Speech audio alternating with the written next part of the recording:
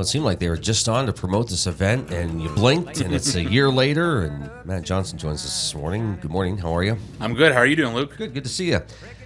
Is it really that time of year? Yeah, so actually it's like a year and a week because we've typically done it on Father's Day, but we opted for a week later this year. Just needed that extra time.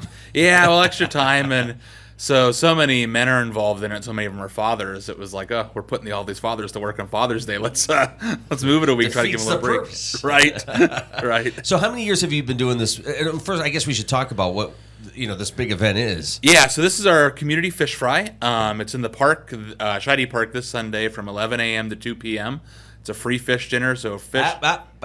Say that again. Free fish dinner. Wow.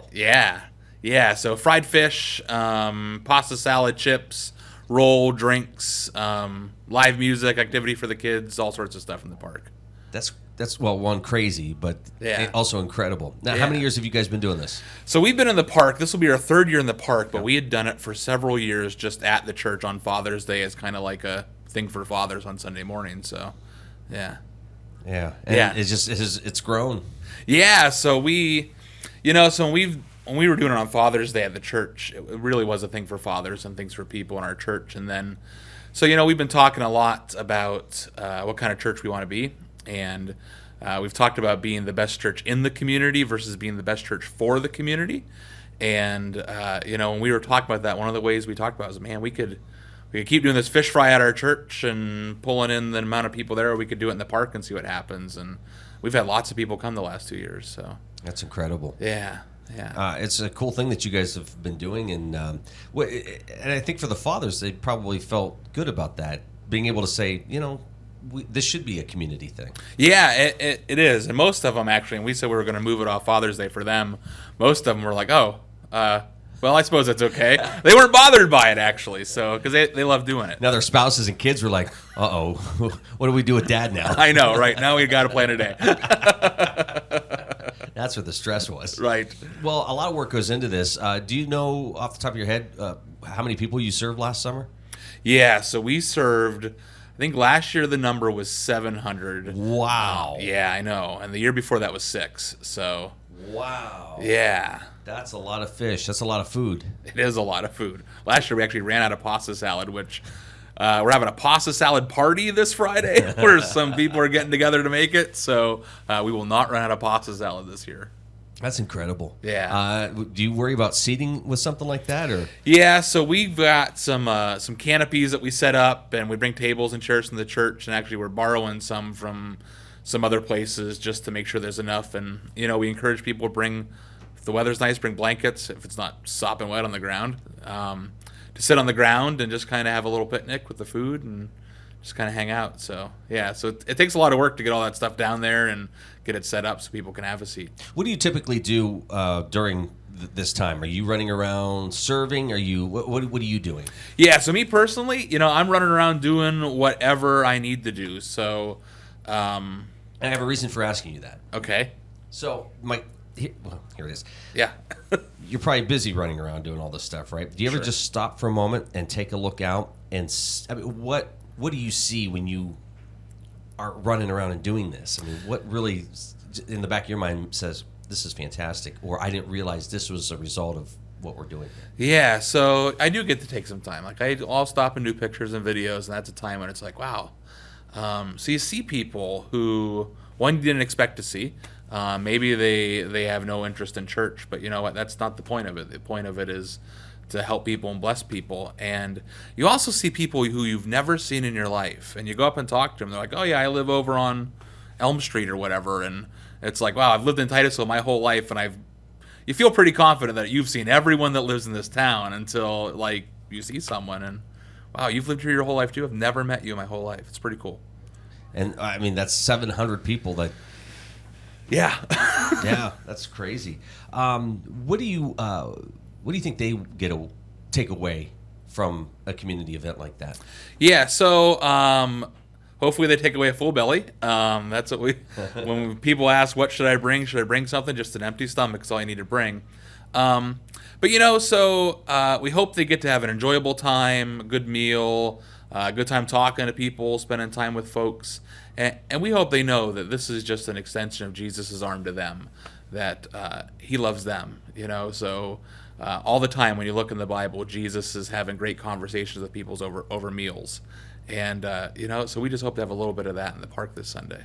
Do you ever look out and see, boy, that's an interesting combination, so-and-so sitting next to so-and-so, and that's great. Yeah, it is. It is really cool. So you'll see people who, so my father-in-law is really good about this. He'll just start striking up conversations with people, and I'll look and go, huh, yeah, would have never thought they'd be hanging out on a Sunday afternoon, but there they are, Yeah, it's pretty cool. When does the planning begin for this event? Wow. So after the fish fry is over, we'll have like an evaluation meeting, and just to talk about how things went, how things can go better, take a lot of notes. And then usually after we get to the first point of the year, start to move into spring, then we start having some serious conversations about just the structure of it, pulling out all the papers from last year.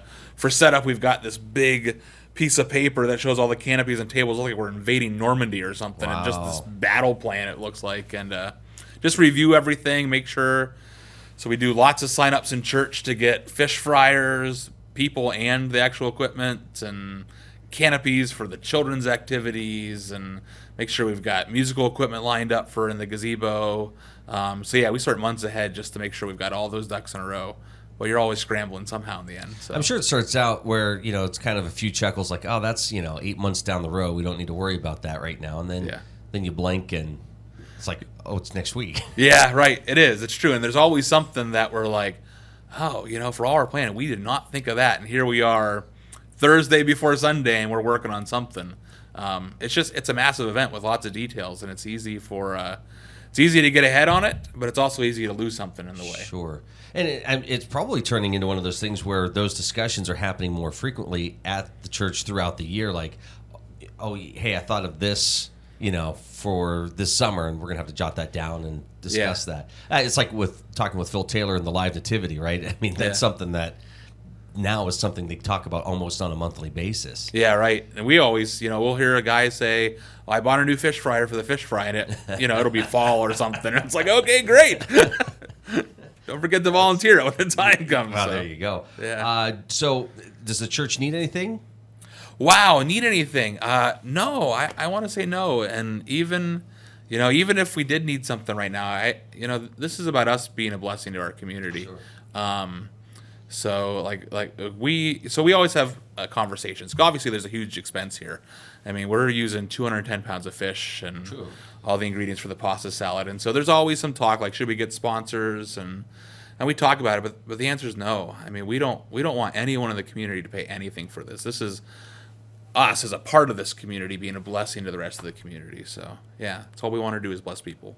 Now, will there be any music in the park, or is it filled with conversation? No, there'll be music. So there'll be music running the whole time. But then we'll have our some musicians from our church, singers, and that play on Sunday mornings. They'll be doing music. And actually, our youth worship team, who leads worship for a youth group on Wednesdays, they'll actually be the second group that goes on and plays. And they were practicing last night, and the other team will practice tonight, so they're getting ready. Nice. Yeah. What time can folks start to head down? So it starts at 11 a.m. We'll be raced to be ready to rock and roll at 11, and people can line up and start getting some food. Excellent. This is The Morning Drill. You're watching it on Stream Television in Armstrong and listening to it on the Allegheny News Talk Sports Network. Well, Matt, outside of now, this is this Sunday. This Sunday. So mark that down on your calendar. Yeah. What else is going on at the church? Of course, summer months. People think things slow down, but that's not always the case. Yeah, right. So there's some things that are on hiatus, like our kids club program and our youth group's on hiatus, but lots of stuff still going on. So we've got our daycare that runs Monday through Friday, 7 a.m. to 5:30. Lots of people take advantage of that. We've got a couple small groups running right now. We've got an overview of the Bible group that myself and Pastor Tim are leading. And then we've got a pretty cool group, Run for God, that's being led by Melissa Bergman. It's a Couch to 5K program with a Bible study component. But so it's Couch to 5K, but there's a walking element to it, and a jogging element in case you're not feeling too froggy. And then, of course, we've got our Sunday morning services at 9:15 and 11 a.m. every Sunday. So 2 services. Yep. 2 different audiences? Partially more about schedule and timing. The two services are pretty similar now in terms of music and presentation and those kinds of things. But really, it depends on, are you a 9:15 guy on the weekend or are you 11 a.m. guy on the weekend? How much changes from morning? Well, I guess they're both in the morning, but from the first service to the second service, do you like? Let's say you're preaching, and maybe you didn't get a response you were looking for, or do you tweak it at all for the second one? Yeah, sure. So there's always times when, something looks good in your notes and it looks good on Friday, and then you get up Sunday and it's like, ooh, that didn't work so well. So you adjust, and it works both ways. Sometimes you are more on the stick at first service, and then you get a little more comfortable at second, and you miss something you wanted to say. So it really goes back and forth. Yeah. Makes it fun though, right? Oh yeah, sure. Because my in-laws, they actually go to different services, just because of So it's based on just again their schedules and how it works with Sunday school classes and stuff. And so occasionally I'll be at the Sunday morning dinner table, and one of them will say, "Well, so and so said this during the service." The other one will say, "I didn't hear anyone say that." You know what? Because they didn't. Because something was said at one of the services that wasn't said at the other. Yeah. That's funny. Funny little things happen like that. And I'm sure there are people that pick up on that really and just, hey, you didn't do this. Right, right. There's always a time when, we remember to do that first, not second. Little announcements and things, not major things, not like we forgot to pray or something like that. But yeah. What, you work with good folks, right? Yeah. Good crew. Yep. So what makes every day different for you? Yeah, what makes every day different? So, so we work with good people and good volunteers a lot of times. And I want to say it's different every day. So when we're in the school year, so on Mondays I'm coming to the office. Tuesdays I'm leading a small group that night. And there's different people I'm engaged with there.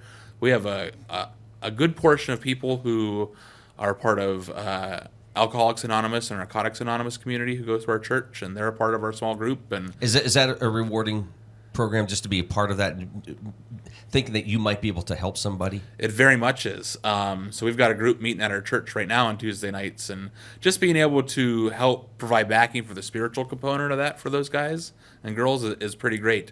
How big of a, and I'm sorry to interrupt, how big of a step is it for them to physically show up and be there? I mean, that takes a lot, doesn't it? It does take a lot, because a lot of people have a lot of baggage about church and spiritual experiences. And so for them to say, I know that I need to make a change, and that needs to come from somewhere bigger than just inside me, that's an anti-prideful step to take. You got to have some humility there. So it's big. Yeah, even if in their personal lives they might believe, but to put that out in front of folks, and if they have a problem to begin with, that's tough to admit. Yeah. But I mean, they're putting themselves out there, yeah. And they must feel welcome. I guess that's the other thing that you guys provide, a welcoming environment. Yeah, we do. Everyone's welcome at our church. There was a great moment a couple months ago when our AA and NA crew all kind of sit in the same section together and interact. And someone who has never had an alcohol or drug problem sat in that section. One of them said, you better be careful. People are going to start talking. They're going to think you got a drug problem. So it's just kind of funny. You guys released a video with some of these folks talking not too long ago, correct? Yeah. So that was pretty powerful. Yeah. So we've done several videos, but we did one. So we have an Encounter God retreat every year. And that's just a time, honestly, it's a time to get before God and bring your stuff, bring your junk before Him, and acknowledge that He loves you and He forgives you. And so we had a good group from that crew go to that, and it's a pretty powerful time for them. Yeah. Yeah, so that's up on our Facebook page. Just them talking about what they've dealt with and how God's helped them through it. You mentioned kind of reaching out in the community and kind of growing that direction. Are there things in the back of your mind that you would like to see done over the next handful of years, or are you guys in the process of doing what you think, the direction you think you want to go? Yeah, so we're always working on that. So one of the things we got going on in our church is we are in a building project to build another building on our property. We're like a fellowship hall, but it's not just a place for church potlucks. We see that as an opportunity to reach out in our community and hold events that will be helpful to people. So the word we like to use is restory. So it's like a cross between restore and story. And we want to see a re-story for people where the direction of their life changes and their story changes. Yeah. That's awesome. Yeah. All right. So big event this Sunday. Yep. Open to the community. Yep. Everyone. Free of charge. But if they want to make a donation, could they do that? We tell people no. Really? Yeah, we tell people no. All the time, people ask, and we always tell them no because we want to be a blessing. If someone leaves money on the table, we'll probably take it on the microphone and say, "Did someone lose $10?" Wow. Yeah. That's incredible. 700 lunches, dinners served last summer. Last year. Yep. That's crazy. Wow. Yeah. Good job. Thanks. This Sunday, 11 o'clock, Scheide Park. Yep. Free fish dinner. Yep. We'll be done at 2 p.m. Or when the fish runs out. There you go. It might be 11:30. Right. There'll be music and just children's activities. Yep. Different games and face painting and all that kind of good stuff for kids to enjoy. So wow, what a great! And I'll tell you, so far the weather's looking pretty good. Knock on wood. So yeah, comparatively, yes. Yeah, we'll take it, right? Yep. Hey, thanks for all you do. Yeah, thanks, Luke. All right, take care. And that's this Sunday. 11 o'clock, Scheide Park. Enjoy it.